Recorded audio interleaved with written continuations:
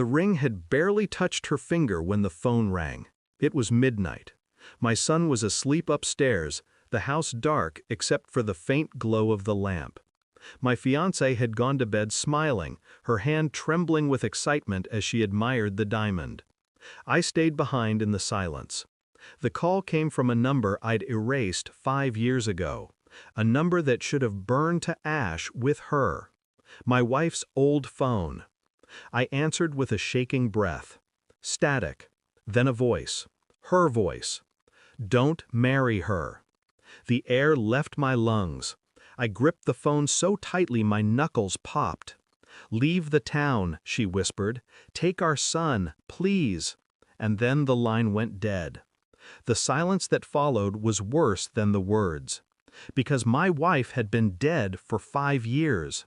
Or at least, that's what I had believed. Grief is a cruel teacher. I had buried her twice, once in the flames and once in the memories. I had accepted her absence, raised our son alone, and stitched together some fractured idea of a future. But that voice, it was her. I knew it. Not similar, not close. Her. The next morning, I looked at my fiancée differently. She was radiant, humming in the kitchen, sliding toast onto plates as if nothing had shifted in the world. She wore my ring proudly, and yet, when her eyes met mine, I felt something sharp. She looked away too quickly. That was when I realized this wasn't just a haunting. This was a warning. Had I been living inside a lie for 5 years? If my wife was alive, then the fire had been something else. And if she was dead, then who was speaking through her phone? My fiancée touched my hand across the table. You're quiet, she said softly. I smiled. I kissed her fingers. I played the role of the man she believed me to be. Inside, I was already dismantling everything. I started with the number. It was registered under no name. Disposable. Yet it had pinged from a tower 2 towns away in the direction of the place where the fire had taken her. I didn't tell my fiancé. I didn't tell my son. I moved like a ghost through my own life, smiling at work, holding my child, kissing the woman in my bed, while every night I dug deeper. Phone records, financial trails, hospital registries. And one thing kept surfacing. My fiancé's name. She had been near that address the night of the fire. She had volunteered at the clinic where burn victims had been treated. She had withheld that fact from me, though she spoke often of honesty. And my son, the thought cut like glass.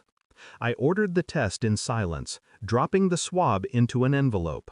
My hand shook as I sealed it. 2 weeks. That's how long it took.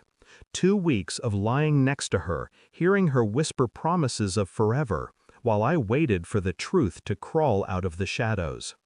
The envelope was thin, almost weightless, but when I opened it, my entire life collapsed. Probability of paternity, 0.0%.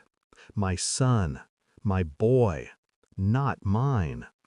I sat in the kitchen, the paper flat against the table, my breathing steady.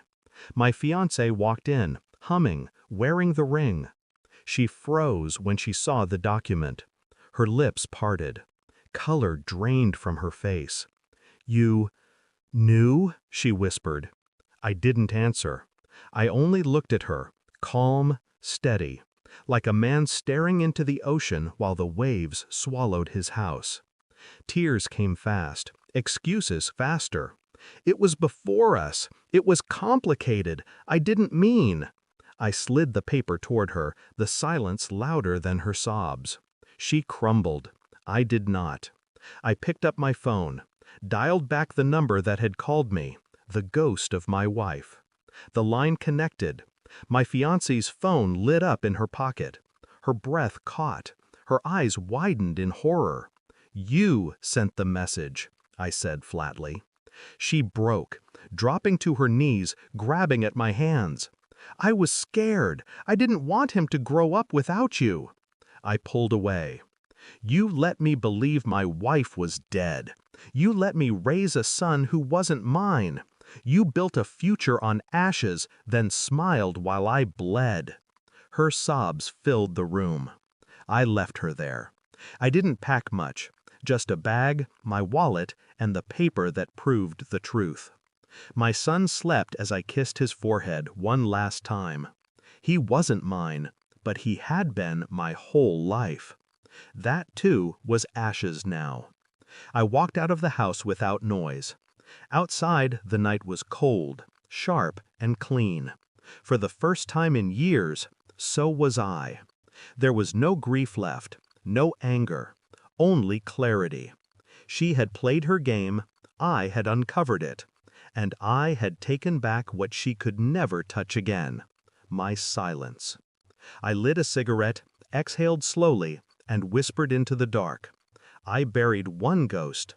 Tonight, I buried two. Thanks for watching. Don't forget to like, share, and comment. Subscribe now to Cheating Stories Insight World for more amazing stories.